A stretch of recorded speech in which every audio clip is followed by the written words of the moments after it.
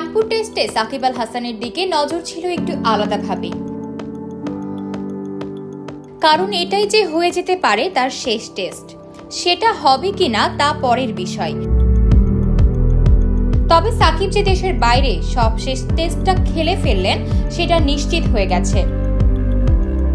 তাই কানপুর টেস্টটাও এক অর্থে তার বিদায়ী টেস্টই। এই টেস্টের শেষে তিনি বিশেষ এক উপহার পেলেন প্রতিপক্ষ বিরাট কোহলির কাছ থেকে। তাকে অটোগ্রাফ সহ ব্যাট উপহার দিয়েছেন ভারতীয় এই কিংবদন্তি। নিজের ব্যাটটি বিদায়ী স্মারক হিসেবে সাকিবের হাতে তুলে দেন। বন্ধুর মতো কাঁধে হাত রেখে কিছু কথাও বলেন ভারতীয় মাস্টার ব্লাস্টার। হয়তো ভবিষ্যতের জন্য শুভকামনা জানিয়েছেন সাকিবকে। বাংলাদেশি তারকাও হাসি মুখে তার জবাব দেন। কানপুর টেস্টে 7 উইকেটে হেরে বাংলাদেশ সিরিজটাকে হোয়াইট ওয়াশ হয়েছে। এরপর পুরস্কার বিতরণী অনুষ্ঠানে আসেন দুই দলের ক্রিকেটাররা। সেখানেই সাকিবকে এসে জড়িয়ে ধরেন কোহলি। সঙ্গে ঋষভ পান্ডেও তাকে একটি ব্যাট উপহার দিয়েছেন।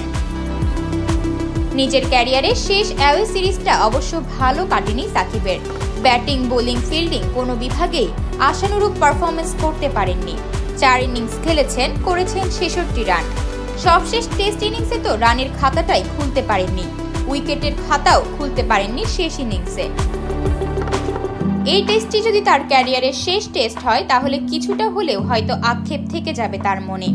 তবে এই টেস্টের শেষে এসে কোহলির এমন উপহার তাকে সুখ স্মৃতি নিয়েই ভারত ছাড়ার উপলক্ষ এনে দিল।